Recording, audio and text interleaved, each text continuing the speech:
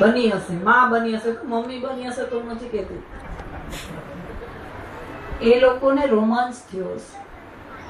અને માં ત્યારે જ બને જ્યારે બાળક જન્મે ત્યારે. બાપાએ ભલે કદાચ જગતના કોઈ પણ જીવ આગળ બાપા સંત હશે, આપણા ઉધોરામ બાપા, પણ મા પાસે તો એ બાળક જ રહ્યા હશે. આપણા ખુદ જગત ગુરુ શંકરાચાર્ય એ પણ મા પાસે બાળક જ રહે છે. ત્યાં સંન્યાસનો નિયમ કોઈ લાગુ નથી પડ્યો.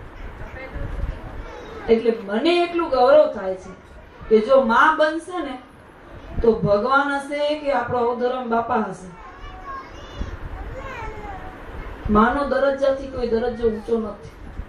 મોમ ને મમ્મી ને એ મીઠાશ નથી લાગતી, લાગે તમને? માં મુખે બોલું માં, ત્યાં નક્કી નાનપણ સાંભળે, મને મોટપની મજા કરવી લાગે કાગડા. બાપાને કેટલું જ્ઞાન હતું. વેદાંતના જ્ઞાતા હતા. તમે હરિદ્વારમાં મોટા મોટા સંતો થઈ ગયા બધા, મસ્તરામ બાબા ને, બાપાનું નામ હતું. ઈ પણ માને ભૂલી નથી શક્યા. અને આપણે આજે વૃદ્ધાશ્રમમાં મૂકવા જઈએ છીએ. પણ મને ગૌરવ છે કે આજ યુવાન પેઢી આજ બાપાને યાદ કરીને ભલે એના નામે આજ ઉત્સાહ કરી રહી છે. પછી ભલે પૈસાની નોટ અંદરથી ગોતે, પણ આખર બાપાના નામ. તો જે કાંઈ કરે કાર્ય કરો, તમે બધું જ બાપાના નામે કરો. તમારું હાસ્ય પણ બાપા માટે, તમારું રડું પણ બાપા માટે. અને તમને ખબર છે ઉદ્ધવ નામ છે ને એટલે ઉત્સવનું છે. ભગવાનનું બીજું સ્વરૂપ ઉદ્ધવજી છે, ઉત્સવ સ્વરૂપ છે. કૃષ્ણ કદાચ ક્યારેક ગમગીન થયો છે પણ ઉદ્ધવજી નથી થયા. ઉદ્ધવજી એકવાર અહંકારી જરૂર થયા છે, પણ એ ક્યાં સુધી? જ્યાં સુધી વ્રજમાં ગયા નથી ત્યાં સુધી. તો એ આપણા બાપાને તો એવું કોઈ પ્રોબ્લેમ નથી. બાપા તો પોતે જ કૃષ્ણ સ્વરૂપે હતા, ઉદ્ધવ સ્વરૂપે હતા, ઉત્સવ સ્વરૂપ હતા. પણ એ ક્યાં સુધી પ્રોબ્લેમ હતો? કદાચ હું માની લઉં છું કે જ્યાં સુધી જખૌ માં હતા ત્યાં સુધી. જખૌ થી હરિદ્વાર ગયા ને એટલે ઉદ્ધવ બની ગયા છે. માંડાય વ્રજ, આમ તો છે ને વ્રજ છે ને એ યુપી માં છે, ભૂમિ છે. ઉદ્ધવ નો અર્થ થાય ઉત્સવ. તો જેના જીવનમાં ઉત્સવ આવી જાય, અને ઉત્સવ ક્યારે આવે? તમે ટેન્શન મુક્ત થાવ ત્યારે ઉત્સવ આવે. બહાર ગમે એટલો ઉત્સવ હોય પણ તમારું મન ફ્રેશ ન હોય તો તમે ઉત્સવનો આનંદ ન લઈ શકો. એટલે ઈ ઉત્સવ જો જીવનમાં આવી જાય, મેં ખ્યાલ હોય તો ત્યાં જખૌમાં પણ કીધું, જ્યારે ઉદ્ધવ જન્મે ત્યારે આપણી રામનવમી. જ્યારે આપણા જીવનમાં ઉત્સવ આવે ત્યારે આપણા માટે ઉદ્ધવ પ્રગટ થયા. તો મારું અને તમારું ઘટ ઘટ જ્યોત તમારી ઝલકે, તેજ તમારું સગળે છલકે. આ જો યાદ રહી જાય, બધું જ એનું સ્વરૂપ છે. કોના હારે રાગ દ્વેષ કરશો, કોની હારે પ્રેમ કરશો, રાગ દ્વેષ મટી જશે. હમણાં જ અમે રામાયણનો પાઠ કરીને આવ્યા, સુંદરકાંડનો. એમાં આવે છે, જ્યાં સંમતિ ત્યાં સંપત્તિ નાના ને જ્યાં કુમતિ ત્યાં વિપત્તિ નિદાન.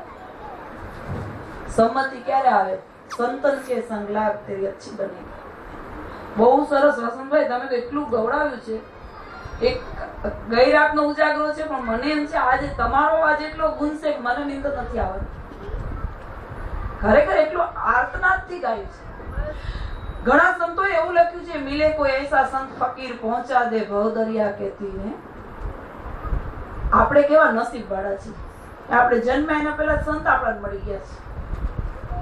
પણ ભૂલ ક્યાં છે? સંત તો મળ્યા છે, સંત સામે છે, પણ આપણે એને ઓળખ્યા નથી.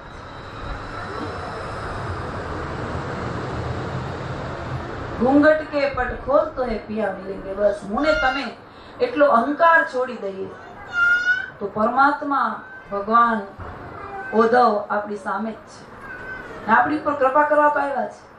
રામાયણમાં ચોખ્ખું કીધું છે, અશ અભિમાન જાહી જની ઘોરે મેં સેવક રઘુપતિ પતિ મોરે. અભિમાન હોવું જોઈએ, પણ શેનું હોવું જોઈએ? ગૌરવ હોવું જોઈએ, ધર્મનું, કુળનું, રાષ્ટ્રનું, આપણા ગુરુનું અભિમાન.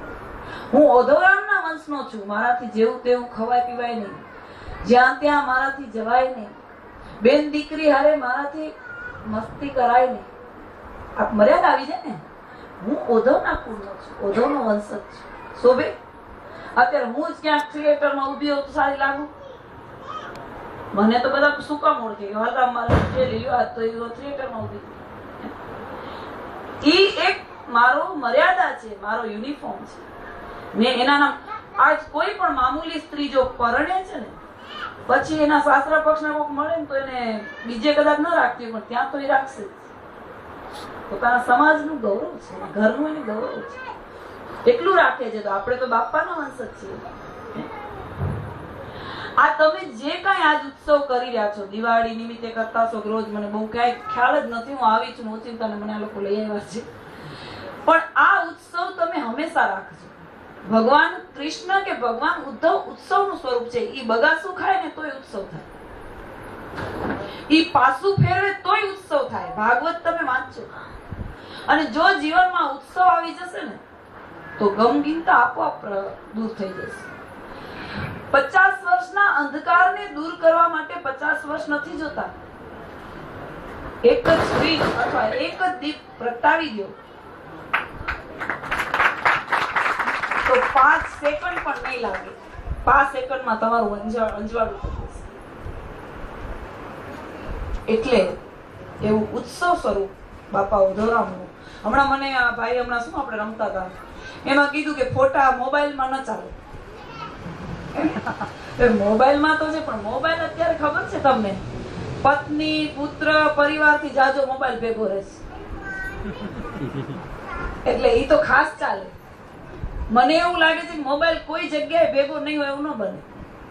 પત્નીનો વિયોગ થતો હશે, તમારા પિતાનો થતો હશે, પણ મોબાઈલનો નહીં થતો હોય, અને થાય તમારું ગડબડે થઈ જાય. એટલે બાપા ભલે મોબાઈલમાં પણ રાખજો, નિરાશ નહીં થતા કે અમારી પાસે ફોટો નહોતો. ફોટો હોય તો સારી વાત છે. એક વાત કહી દઉં, ઈ જો મોબાઈલમાં બાપા હશે ને તો બધા એમ કે છે ને મોબાઈલ અહીંયા હાર્ટ ઉપર રહે તો એટેક આવે, બાપા હશે તો નહીં આવે. એટલે ખાસ ફોટો રાખજો. આપણી ધડકન છે બાપા. દિલકશ તેરા નકશા હે, સુરત ભી પ્યારી હે. ઈ ઉત્સવ જીવનમાં હંમેશા બનાવી રાખજો. ભગવાન કૃષ્ણ છે ને, ઈ જે કાંઈ કરે ને લીલા કહેવાય. શું કામ કહેવાય? ઉત્સવમાં કરે. આપણે ક્યારેક ક્યારેક સારું કામ કરીએ પણ મોઢું ચડેલું હોય કરીએ, અને જે કરી ભાગેલો રણ છોડીને ભાગે સારું કામ તો ન કહેવાય, પણ તોય નાચતો નાચતો ભાગ્યો, બધાને હસાવતો હસાવતો ભાગ્યો, તો એમ નામ પડી ગયું રણછોડ. ને બધા ગૌરવથી બોલે રણછોડ રાય કી જય. આપણે ભાગ્ય તો કાયર ભાગ્યો. એટલે જે કરો એ ઉત્સવથી કરજો. ઉત્સવ તમારા જીવનનું સૂત્ર બનાવી દે છે, અને ઉદ્ધવ એ ઉત્સવ છે. ઉદ્ધવને પધરાવશો તો ઉત્સવમય બનશે.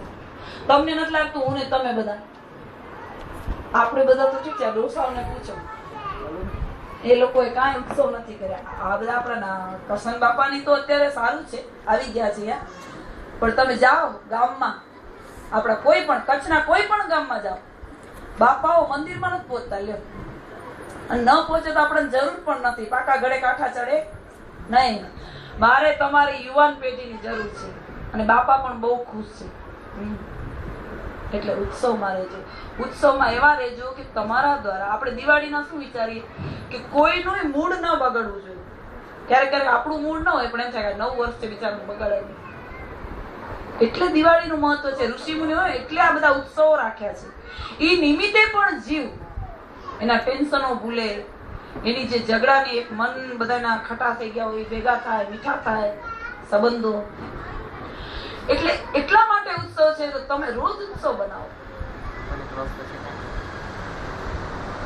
અને બાપાને ઉત્સવ રૂપમાં રોજ યાદ કરો. હવે મને ખબર નથી આપનો આગળ શું પ્રોગ્રામ છે. હું અહીંયા મારી વાણીને વિરામ આપીશ. ઉધવરામ બાપાને મારી ખૂબ ખૂબ પ્રાર્થના.